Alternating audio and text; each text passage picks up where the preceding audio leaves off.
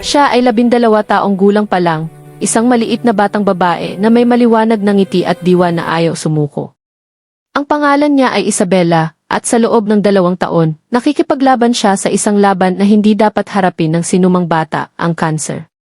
Sabi ng mga doktor, isa siya sa pinakamatapang na pasyente na nakilala nila. Kahit sa mga pinakamahirap na araw, kapag sobrang sakit na at nalagas na ang buhok niya, hindi siya nagrereklamo. Sasabihin niya sa nanay niya, "Okay lang, mommy. Laban pa rin ako, katulad ni Manny Pacquiao." Para kay Isabela, hindi lang si Manny isang boksingero. Siya ang kanyang bayani. Pinapanood niya lahat ng laban nito mula sa kanyang kama sa ospital, kumikinang ang mga mata niya tuwing pumasok ito sa ring. Mahal niya kung paano ito nananalangin bago bawat laban, kung paano ito nagsasalita ng may kababaang loob, at kung paano nito ginagamit ang katanyagan para tulungan ang iba. Para sa kanya, si Manny ang simbolo ng lakas, kabaitan, at pananampalataya, lahat ng gusto niyang hawakan. Isang gabi, habang nakaupo sa tabi ng kama niya, tinanong siya ng tatay niya, kung pwede kang makipagkita kahit kanino sa mundo, sino ang pipiliin mo? Walang pag-aalinlangan, bumulong siya, si Manny Pacquiao. Ngumiti ng malungkot ang mga magulang niya. Alam nilang mahirap, pero alam din nila na ang mga pangarap, lalo na para sa isang batang lumalaban ng matindi, ay sulit na habulin. Kaya sinubukan nila ang lahat. Nag-post sila sa Facebook at Instagram, tinatag ang official accounts ni Manny. Nakipag-ugnayan sila sa mga local charity, umaasa na may makakita. Sumali pa nga ang mga doktor niya, nag-record ng maikling video kung saan sinabi ni Isabela, "Hi, Manny. Ako ang pinakamalaking fan mo. Sana makilala kita one day." Lumipas ang mga araw, naging linggo. Naghintay, nagdasal, at sinusuri ang messages tuwing gabi. Wala. Pero hindi sumuko si Isabela sa pag-asa. Hanggang isang umaga, may lumabas na message sa inbox ng tatay niya. Galing ito sa isang miyembro ng team ni Manny Pacquiao. Nakita nila ang video. Ipinakita kay Manny. At nang marinig ni Manny ang kwento niya, hindi lang siya pumayag makipagkita, ginawa niya ang hindi inaasahan ng kahit sino. Busy lagi ang mga araw ni Manny. Maagang road work, maraming oras sa GIF, tungkulin bilang senador, bihira ang tahimik na sandali. Pero isang abalang hapon, habang nagpupulong ang team niya tungkol sa mga susunod na events, pumasok ang assistant niya na may hawak na phone. "Sir, kailangan niyo pong makita to," sabi nito ng mahina. Tumingin si Manny mula sa mga papeles. "Ano yan?" Pinindot nito ang play. Sa screen, isang maliit na batang babae, payat, kalbo, nakahiga sa ospital, pero nakangiti ng maliwanag habang may hawak na maliit na poster ni Manny.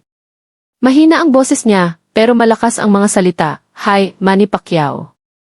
Ako si Isabela. Pinapanood ko lahat ng laban mo. Bayani mo ako. Laban din ako katulad mo. Sana makilala kita one day." Tahimik ang buong kwarto. Kahit ang mga staff na sanay sa fan messages, tumigil. May kakaiba sa vid na to, inulit ni Manny ang video ng 2 beses. Walang sinabi. Sa wakas, tumingin siya sa assistant at tahimik na sinabi, "Saan siya?" "Nasa ospital sa Quezon City, sir." Weeks na pong sinusubukan siyang ma-reach ng pamilya niya. Tumango si Manny ng dahan-dahan. "Alamin niyo lahat. Doktor niya, pamilya niya, lahat. Pupuntahan ko siya." Nagkatinginan ang team. Alam nila ang schedule niya, World Press Tour na malapit na, susunod na laban, sunod-sunod na interviews. Pero walang kumontra. Kapag galing sa puso ang desisyon ni Manny, walang makakapigil. Kagabi, pagkatapos ng training, nakaupo si Manny mag-isa sa gifit, madilim ang ilaw, mahina pa ang etyo ng mga suntok niya. Naisip niya ang batang iyon, kung paano siya ang umingiti sa gitna ng sakit, kung paano kumikinang ang mata niya sa pananampalataya. Bumulong siya sa sarili, "Lord, baka may dahilan kung bakit mo ipinadala yung message niya." Nakaharap na si Manny ng mga champion sa ring, pero ang laban ni Isabela ay mas malaki pa. Doon niya dinesisyunan, bukas.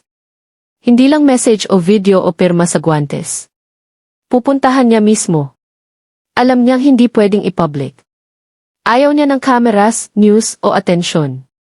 Hindi ito tungkol sa publicity. Tungkol ito sa isang batang nangangailangan ng pag-asa. Kaya tahimik, binago niya ang schedule, nag-cancel ang 2 meeting, ipinush ang training, at sinabi sa team, panatilihin nating pribado to. Kinabukasan, bago sumikat ang araw, umalis ang sasakyan niya patungo sa ospital kung saan naghihintay si Isabela, hindi alam na papunta na ang kanyang bayani. Kung ikaw naman, sino ang hero mo na nagbibigay inspirasyon sa'yo na huwag sumuko? Sabihin mo sa comment sa baba. Kinabukasan, halos hindi pa sumisikat ang araw nang lumabas si Manny Pacquiao sa bahay niya, simpleng puting shirt at jeans lang. Walang malaking entourage, walang kamera, may dala lang na maliit na box na maayos na nakabalot na may handwritten note sa ibabaw, para kay Isabela, mula sa kapwa fighter mo. Sinabi niya sa driver tara sa ospital. Nagdalawang isip ang driver. Sir, baka makita ng media at ngumiti si Manny ng mahinahon. Walang dapat makakaalam. Hindi pa. Mahaba at tahimik ang biyahe patungong Quezon City. Tumingin si Manny sa labas ng bintana, nawawala sa pag-iisip. Naalala niya ang mga araw na siya rin ay lumalaban, hindi para sa buhay niya, kundi para sa pamilya, para mabuhay, para sa pananampalataya. Naiintindihan niya ang hirap. Naiintindihan niya ang sakit. Pero ang dinadala ng batang iyon, walang fighter ang dapat mag-isa. Samantala, sa maliit na kwarto sa ika-4 na palapag ng ospital, mahirap ang umaga ni Isabela. Mas mabilis na naubos ang energy niya ngayon. Nakakapagod ang treatments, pati ang mga karayom at gamot. Pero kahit nakahiga siyang maputla at pagod, sinubukan niyang umiti. Hinaplos ng nanay niya ang natitirang buhok at sabi ng mahina, "Sweetheart, dami nating messages mula sa mga nagdadasal para sa iyo." Tumango si Isabela. Masaya ako roon. Pero bumaba ang boses niya. Sa tingin mo ba nakita ni Manny ang video ko? Umiti ng malungkot ang nanay. Baka, baby. Baka nakita niya. Bumuntong hininga si Isabela at tumingin sa maliit na poster ni Manny na nakadikit sa dingding sa tabi ng kama niya, nakaangat ang mga braso sa tagumpay, nakapikit ang mata sa panalangin. Bumulong siya. Kung makikita ko lang siya, kahit isang beses, sasabihin ko salamat sa pagtuturo sa akin kung paano maging matapang. Sa dulo ng hallway, nagbubulungan ang mga nurse, may darating na bisita, importante raw. Hindi pa nila alam kung sino. Alam lang nila na na-notify ang security at may clearance na pinoproseso ng tahimik. Sa lobby, dumating si Manny na maisuot na simpleng cap at mask, ilan lang sa staff ang nakakilala. Ang nakakilala, natigilan sa disbelief. Isang nurse ang tinakpan ang bibig, lumuha ang mata. Si Manny Pacquiao. Totoo siyang nandito, bulong niya. Ngumiti si Manny nang mapagpakumbaba, bahagyang yumuko. Please, walang pictures. Gusto ko lang bisitahin ang bata. Inihatid siya sa elevator. Nang sumara ang pinto, tumibok ng malakas ang puso niya, hindi dahil sa nerbiyos sa laban, kundi dahil sa emosyon. Nakaharap na siya ng mga legend sa ring, pero mas mabigat ang sandaling ito kaysa sa kahit anong title match. Nang malapit na sa kwarto ni Isabela, sinabihan ang mga magulang na may special guest na gustong makita siya. Naguluhan ang tatay. Guest? Sa oras na to. Bago pa sila makapagtanong, dahan-dahang bumukas ang pinto. At naroon siya, si Manny Pacquiao, nakatayo ng tahimik, hawak ang maliit na gift box, mabait at mahinahong mga mata. Ilang segundo, walang nagsalita. Kumurap ng 2 beses si Isabela, akala niya panaginip. Nanginginig ang labi niya. Manny, ngi. Ngumiti si Manny at tinanggal ang cap. Hi, Isabela. Narinig ko fighter ka, tunay na champion. Agad na puno ng luha ang mga mata niya. Hindi siya makapagsalita, tinakpan lang ang bibig habang may mahinang hikbi. Umiiyak ng mahina ang nanay sa sulok, pati ang mga nurse sa hallway hindi mapigilan ang emosyon. Humila si Manny ng upuan sa tabi ng kama at umupo. Kamukha mo ako, sabi niya ng mahinahon. Laban ka ng may puso at yon ang nagpapaging tunay na champion. Inabot niya ang box. Sa loob, isa sa training gloves niya na may perma at date. Ginamit ko to sa training para sa huling laban ko, sabi niya. Pero ngayon, sayo na to. Dahan-dahang hinawakan ni Isabela ang guwantes na parang salamin. Salamat, Manny. Hindi ko akalain darating ang araw na to. Ngumiti si Manny ng mainit. Huwag mo akong pasalamatan. Ikaw ang dahilan kung bakit ako nandito. Nakita ko ang video mo. Ang tapang mo ang nagbigay lakas sakin. Sa loob ng 1 oras, puno ng tawa at init ang kwarto. Nagkwento si Manny tungkol sa simula niya, paano siya lumaban na may butas ang sapatos, paano siya nagtinda ng tinapay sa kalye bago pa siya magsuot ng guwantes. Makinig ng mabuti si Isabela, mas maliwanag ang mata niya kaysa sa mga nakaraang buwan. Bago umalis, hinawakan ni Manny ang kamay niya at nagdasal ng tahimik, nagpapasalamat sa buhay niya at humihingi ng paghilom. Nang tumayo siya para umalis, bumulong si Isabela, mananalo ka sa susunod mong laban, Manny. Alam ko. Ngumiti si Manny. Kung lalaban ako ng may pusong katulad mo. Nang lumabas siya sa kwarto, tahimik na palakpakan ang hallway. Mga nurse, doktor, pasyente, lahat nakatayo sa pagkamangha. Hindi sa boksingero, kundi sa lalaking naglaan ng oras para magbigay pag-asa sa isang batang nangangailangan nito ng husto. Dapat pribado lang ang pagbisita. Walang press, walang kamera, simpleng pagkikita lang ng bayani at isang batang ang tanging hiling ay makita siya. Pero may paraan ang buhay para makawala ang liwanag kahit sa pinakamaliit na bitak. Isang nurse, hindi mapigilan ang saya sa nakita niya, nag-capture ng ilang segundo sa phone niya, hindi para i-exploit, kundi para maalala. Sa clip, nakaupo si Manny sa tabi ni Isabela, tumatawa ng mahina habang tinutulungan niyang isuot ang guwantes na dala niya. Sa video, sabi ni Manny ng mahinahon, mas malakas ka kaysa sa kahit sinong boksingero na nakilala ko. In-upload niya iyon ng gabi na may caption, binisita ni Manny Pacquiao ang isa sa kanyang pinakabata na fans ngayon.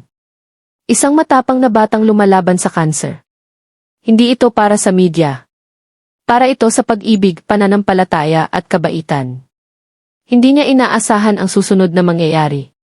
Sa loob ng ilang oras, kumalat ang video sa Facebook, Instagram at Twitter. Libu-libong tao ang nag-share, nagko-comment ng mga bagay tulad ng, may puso ng champion ang lalaking to, walang katulad ang kababaang loob ni Manny. Kailangan natin ng maraming bayani katulad niya. Pagsapit ng hating gabi, milyon-milyon na ang nakakita. Nagsimula nang mag-trend ang hashtags, #FightLikeIsabela, #HeartOfPacquiao. Kinabukasan, nagkakampo na ang mga reporter sa labas ng ospital, pero matagal nang nakaalis si Manny. Hindi siya nanatili para sa atensyon. Tahimik siyang umalis katulad ng pagdating niya. Kinumpirma lang ng team niya sa press, nakipagkita si Manny kay Isabela. Gusto niyang bigyan siya ng lakas. Sa ospital, nagising si Isabela na nasa lahat na ang kwento niya. Dahan-dahang itinuro ng nanay niya ang phone. Tingnan mo, sweetheart. Nakita na ng buong mundo ang ngiti mo.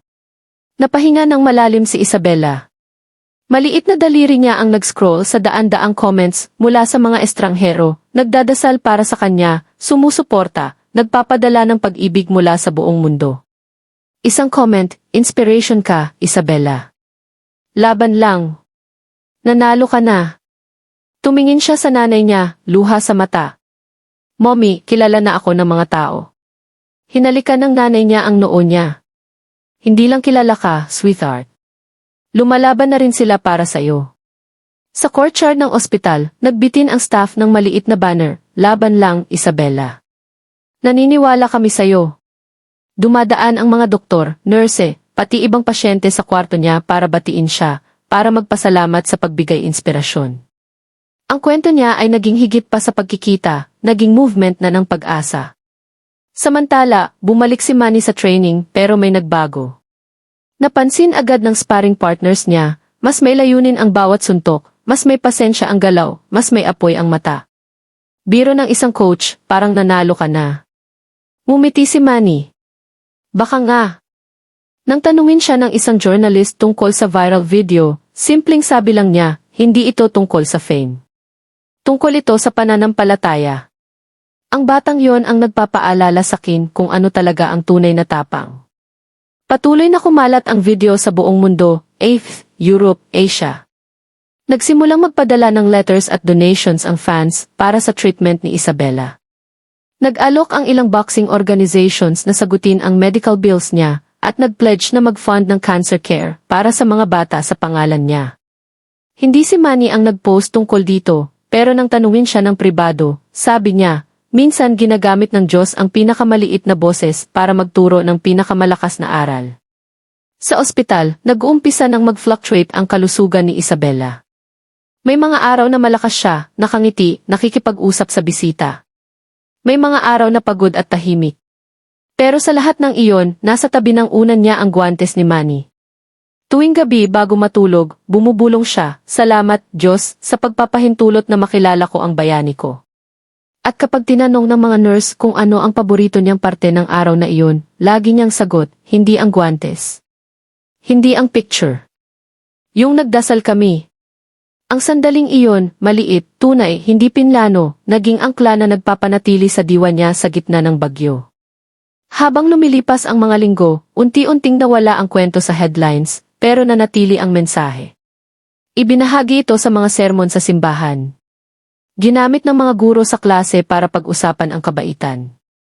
At maraming tao, na-inspire sa kwento, nagsimulang bumisita sa mga children's hospital, dala ang mga laruan, dasal at pag-ibig.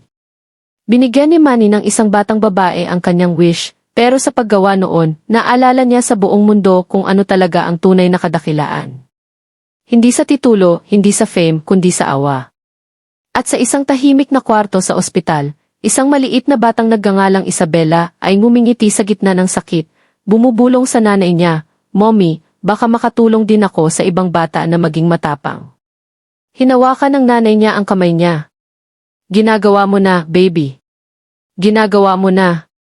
Ilang linggo pagkatapos ng makapangyarihang pagkikita na iyon, buhay pa rin ang memorya ng araw na iyon sa lahat ng nakasaksi. Umabot sa milyon-milyon ang video, pero para kay Isabela, hindi iyon tungkol sa fame. Tungkol iyon sa pakiramdam, sa lakas na naramdaman niya nang lumuhod ang bayani niya sa tabi niya at nagdasal. Patuloy na nagbabago ang kalusugan niya. May mga umaga na may energy siyang tumawa at mag-drawing. May mga araw na halos hindi makabangon. Pero nanatiling matatag ang pananampalataya niya. Tuwing may masamang balita mula sa doktor, ngingiti siya ng mahina at sasabihin, "Okay lang." Sabi ni Manny, yung tunay na fighter hindi sumusuko. Isang maulan na hapon, habang kumikislap ang ilaw ng ospital sa kulay abo na liwanag, tumawag ang tatay niya ng isang tawag na agad niyang nakilala ang boses. "Hello, si Manny ito." Natigilan siya. "Manny Pacquiao." "Opo, sir," sabi ni Manny ng mahina. "Gusto ko lang malaman kung gising ba si Isabela ngayon." Napuno ng luha ang mata ng tatay. Nakahinga siya, pero gising po. Pwede ba siyang makausap? Sandali lang, inilagay ng nanay ni Isabela ang phone sa tabi ng tenga ng anak. "Hello," bumulong si Isabela, dumating ang mainit na boses ni Manny. "Hi, champ. Kamusta pakiramdam mo ngayon?" Napahinga ng mahina si Isabela. "Manny, tinawagan mo ako." Tumawa siya ng mahina. "Siyempre. Lagi kitang iniisip. Laban ka pa ba?" Ngumiti siya ng mahina. "Lagi." Halos 0 minuto silang nag-usap. Kinuwento ni Manny ang training niya, ang mga fans na nagpapadala ng mensahe para sa kanya, kung paano hinahawakan ng kwento niya ang mga puso sa buong mundo. Tapos lumambot ang tono niya. "Alam mo, Isabela," sabi niya, "minsan binibigyan tayo ng Diyos ng matitinding laban dahil alam niya na ang lakas natin ay makaka-inspire sa iba. Mas maraming buhay na ang binago mo kaysa sa akala mo." Kuminang ang mata ni Isabela. "Gusto ko lang makilala ka, pero ngayon mabait na ang mga tao sakin." Nagpapadala sila ng letters at dasal. Siguro pinahintulutan ng Diyos na makilala kita para maniwala ulit ang mga tao. Tumigil si Manny, nilunok ang emosyon. "Tama ka. Naalala mo sa mga tao kung ano talaga ang tunay na tapang." Bago ibaba ang tawag, sabi niya, "Babisitahin kita ulit soon." "Okay. Promise." "Promise?" tanong niya na may ngiti sa boses. 2 linggo pagkatapos, tinupad niya ang pangako. Isang tahimik na linggo umaga nang dumating ulit si Manny, dala ang mga bulaklak, isang bible, at maliit na teddy bear na may boxing robe. Tahimik siyang pumasok sa kwarto, pero sumilang agad ang mata ni Isabela nang makita siya. "Manny," sigaw niya ng mahina pero puno ng saya. Tumawa si Manny. "Akala mo makakalimutan ko ang promise ko? Walang media, walang bulungan sa hallway. Simpleng muling pagkikita lang ng dalawang fighter, isang nasa ring, isa sa buhay. Humila ulit si Manny ng upuan at nagtagal sa tabi niya. Nag-usap sila tungkol sa lahat, paboritong kulay, pangarap noong bata, kahit paboritong suntok niya, ang left hook. Tumawa si Isabela. Kinuwento niya ang mga training days niya. Pero nakikinig din siya ng tunay habang ibinahagi ni Isabela ang pangarap niyang tulungan ang ibang maisakit na bata balang araw. Tapos tanong niya ng mahinahon, Manny, natatakot ka ba dati bago laban? Tumango siya. Lagi. Pero hindi ang takot ang kalaban, Isabela. Ang pagsuko. Ang tapang ay hindi ang kawalan ng takot. Ito ay ang paglaban kahit natatakot ka. Ngumiti siya. Kung ganoon, matapang din pala ako. Ang pinakamatapang na taong kilala ko, sabi ni Manny ng mahina bago umalis. Hinawakan niya ang kamay niya at nagdasal ulit, hindi lang para sa paghilom, kundi para sa kapayapaan, saya, at pagmamahal kahit ano pa ang darating. Nang matapos, bumulong si Isabela, salamat, Manny. 2 beses mo nang natupad ang pangarap ko. Ngumiti si Manny ng mahinahon. Hindi, Isabela. Ikaw ang nagpatupad ng pangarap ko, makilala ang mas malakas sa akin. Nang umalis siya sa ospital na araw na iyon, naglilinaw ang langit. Sumilip ang araw sa mga ulap at tumigil si Manny sandali sa labas. Tumingin sa itaas at bumulong ng tahimik, Lord, salamat sa paggamit sa batang iyon para ipaalala sa akin kung ano ang talagang mahalaga. Gabing iyon, nag-post si Manny ng simpleng mensahe sa social media, ang tunay na champion ay hindi laging nasa ring. May mga lumalaban sa hospital room na may ngiti na hindi nawawala. Laban lang, Isabela. Viral ulit ang post, libo-libong nag-comment, nag-share ng kwento ng sariling mahal sa buhay na lumalaban sa sakit. Nag-donate ng dugo, pera, at oras ang mga estranghero. Lahat na inspire sa bond ng isang boksinggero at isang batang may di matitinag na diwa. Binasa ng mga magulang ni Isabela ang bawat mensahe sa kanya, at tuwing may basahin, ngumingiti siya. Tingnan mo, Mommy, bulong niya. Mabait na ulit ang mga tao. Tama si Manny. Ang pag-ibig ang pinakamalakas na suntok. At kahit mahina na ang katawan niya, mas malakas pa kaysa dati ang puso niya. Gabing iyon, natulog siya na may hawak na teddy bear na ibinigay ni Manny, ang guwantes nasa tabi pa rin ng mesa. Sa maliit na kwarto ng ospital na puno ng pananampalataya at pag-ibig, may tahimik na pangako na umalinggaw sa pagitan nila, isang pangakong kahit matapos ang laban niya, hindi mamamatay ang kwento niya. Ang mga linggo pagkatapos ng pangalawang pagbisita ni Manny ay puno ng init at pasasalamat. Naging maliit na mundo ang kwarto ni Isabela, puno ng letters, bulaklak, at drawings mula sa mga taong nakakita ng kwento niya online. Bawat dingding, makulay na. Hindi na hospital room, gallery na ng pag-ibig. Ginawa ng mga magulang niya ang lahat para maging komportable siya. Binabasa nila ng malakas ang mga mensahe, at minsan bumubulong siya ng reply para i-post nila, salamat sa pagdadasal para sa akin. Patuloy kayong maging mabait sa iba. Sabi ng mga nurse, naging liwanag na siya sa ward. Kahit ang mga pasyenteng nawalan na ng pag-asa, nakangiti kapag nakikita siya. Hindi na siya madalas magsalita tungkol sa sakit. Nag-uusap na siya tungkol sa pananampalataya, pagkakaibigan, at kung gaano siya ka-thankful na naging i-big brother in boxing niya ang lalaking nakilala niya. Pero habang lumiliwanag ang liwanag niya, humihina ang katawan niya. Alam ng mga doktor, alam ng mga magulang, at sa malalim na parte, alam din ni Isabela. Isang tahimik na gabi, nakaupo ang nanay niya sa tabi habang pinapanood niya sa tablet ang isa sa lumang laban ni Manny. Mabawas ang paghinga niya, pero sinusundan pa rin ng mata niya ang bawat suntok. Lagi nagdadasal si Manny bago laban, bulong niya. Gusto ko rin gawin yon. Ngumiti ang nanay sa gitna ng luha. Ginagawa mo na, sweetheart. Araw-araw. Sa labas ng ospital, mabilis ang takbo ng buhay. Bumalik si Manny sa training camp para sa isa pang malaking laban. Pero sa likod ng isip niya, laging naroon si Isabela.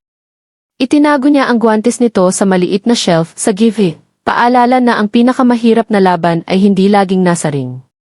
Isang gabi pagkatapos ng sparring, nag-vibrate ang phone niya. Message mula sa tatay ni Isabela.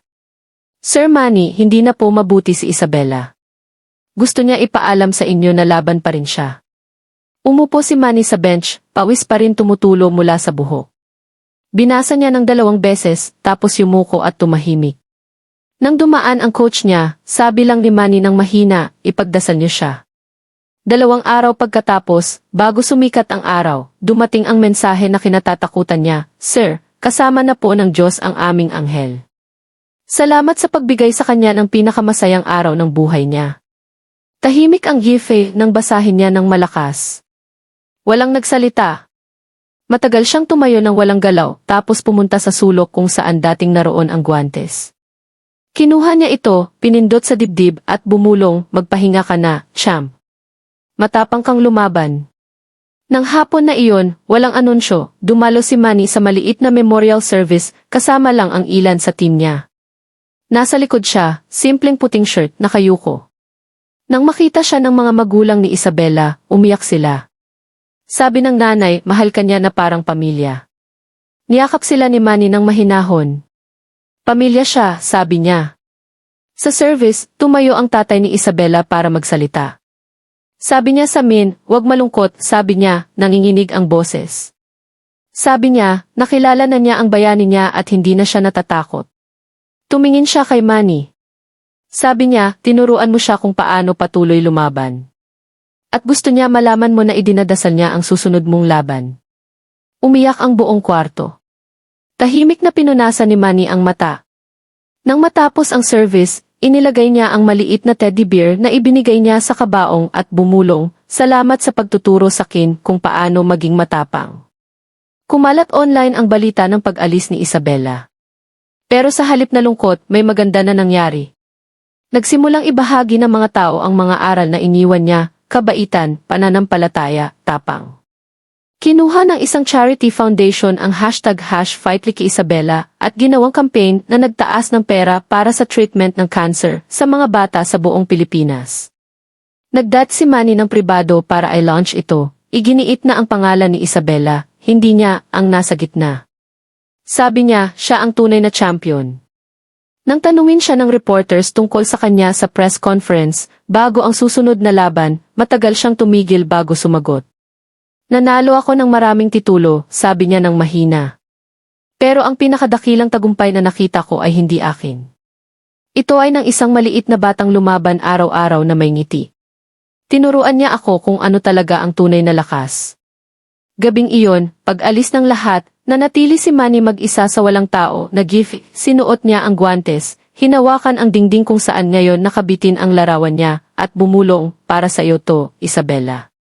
Tapos nagsimulang mag-shadow box, dahan-dahan, matatag, mailayunin, bawat suntok puno ng damdamin. Sa tahimik na ritmo ng galaw niya, may dasal, lungkot at pasasalamat ng sabay.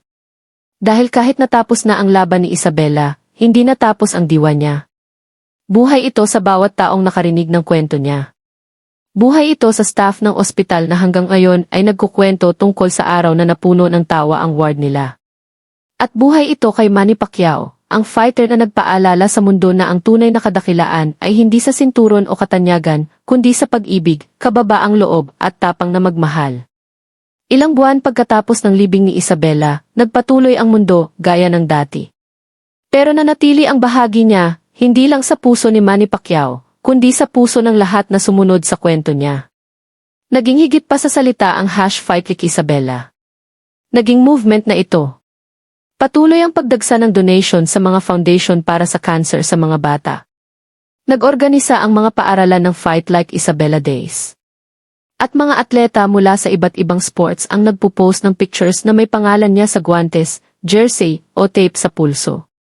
Tahimik na pinapanood ito ni Manny. Hindi niya sinubukang gawing tungkol sa kanya ang kwento. Sa bawat interview, ibinabalik niya ang papuri kay Isabela. Naalala niya sa akin, sabi niya minsan, na ang lakas ay hindi sinusukat sa suntok, kundi sa kabaitan. Nang dumating ang susunod niyang laban, hinintay ng mundo kung may matira pa bang edge ang legendary boxer. Pero para kay Manny, hindi iyon tungkol sa titulo o pera. Tungkol iyon sa layunin. Sa locker room bago ang laban, kinuha niya sa gift bag ang guwantes ni Isabela, yung hinawakan niya, yung tinawag niyang Lucky. Hinawakan niya ito sandali nakapikit. "Lord," bulong niya, "hayaan mo akong lumaban ng may tapang niya ngayong gabi." Nang pumasok siya sa ring, umungal ang crowd, pero halos hindi niya narinig. Ang naririnig lang niya ay ang mahinang echo ng boses ng maliit na batang nagsasabing, laban lang. Round pagkatapos ng round, gumalaw siya ng may kapayapaan ng isang taong alam na bahagi siya ng mas malaki kaysa sa sarili. Bawat suntok, bawat hininga, may tahimik na dedikasyon. Sa final bell, namaga ang mukha niya, pero magaan ang puso. Nang itaas ng referee ang braso niya, sumabog ang crowd, Manny nanalo. Pero subdued ang celebration. Lumuhod siya sa gitna ng ring, yumuko at bumulong, para sa iyo to, Isabela. Sa post-fight interview, tanong ng reporter, ano ang nag-motivate sa iyo ngayong gabi? Umiti si Manny ng mahinahon. Isang maliit na batang lumaban ng mas matindi kaysa sa kaya ko. Tahimik ang audience. Nagpatuloy siya, naalala niya sa atin na ang pagiging malakas ay hindi nangangahulugang hindi ka nahuhulog.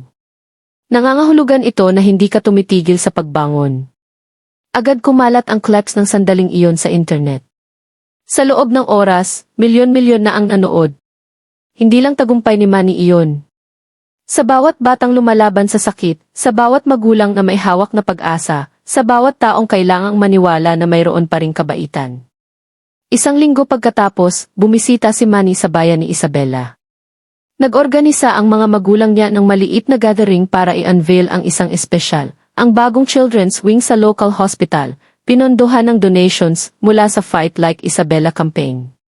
Sa itaas ng entrance, may plaque na nagsasabing, Isabela Hope Wing, para sa lahat ng maliit na fighter na patuloy naniniwala. Nang makita ito ni Manny, pinunasan niya ang luha. Tumingin siya sa mga magulang at sabi, ito ang championship belt niya. Sa ceremony, nagsalita ng mahina ang tatay sa mikropono. Pangarap niyang makilala ang bayani niya. Pero hindi niya alam, sabi niya habang tumitingin kay Manny, na siya mismo ang magiging bayani ng mundo.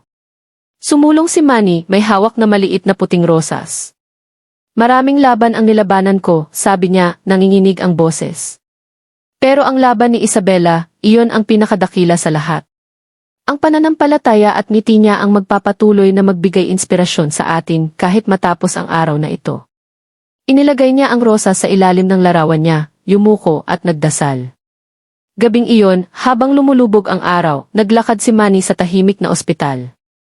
Tumigil siya sa isang kwarto kung saan isang batang lalaki, kalbo mula sa chemotherapy, naglalaro ng toy boxing glove. Tumingala ang bata ng gulat. Manny Pacquiao. Umiti si Manny at umupo sa tabi. Hi, champ. Ano pangalan mo? Diego po, sabi ng bata ng mahiya. Nakita ko po ang kwento ni Isabela. Tumango si Manny. Matapang siya, di ba? Umiti ang bata. Opo. Gusto ko pong maging matapang katulad niya. Inilagay ni Manny ang kamay sa balikat niya. Kung ganoon, matapang ka na. Nang umalis siya sa ospital gabing iyon, tumingin siya sa mga bituin. Mahinahon ang hangin at bumulong siya, patuloy kang tumutulong sa mga tao, Isabela. Patuloy ang laban mo. Sa bahay, nag-post siya ng huling mensahe online. Sa lahat ng tahimik na lumalaban, hindi kayo nag-iisa. Sa bawat magulang na may hawak na pag-asa, patuloy maniwala. At kay Isabela, ating maliit na champion, buhay magpakailanman ang legacy mo. Simple ang post, pero malaki ang impact. Libu-libong nag-reply na may photos, dasal at pasasalamat. Ibinahagi ito ng mga guro sa klase, ng mga magulang sa mga anak, at mga taong hindi nakilala si Isabela ay binibigkas ang pangalan niya ng may pag-ibig. Dahil sa mundo na madalas nahahati ng ingay at yabang, isang maliit na batang may dalalang na pananampalataya, tapang, at ngiti ang nagpaalala sa sangkatauhan ng isang bagay na dalisay. Nanalo pa rin ang awa. At kahit saan sa kabilang bituin, baka si Isabela ay nakangiti, muling binubulong ang mga salitang nagdala sa kanya sa bawat laban. Laban lang. Maniwala ka. Ang pag-ibig laging nanalo. Kung naniniwala kang ang kabaitan at tapang ay makakapagbago ng mundo, ay type ang T-Love, I-respect sa comments. At huwag kalimutang mag-subscribe para sa higit pang totoong kwento na nagpapaalala sa atin kung ano talaga ang mahalaga.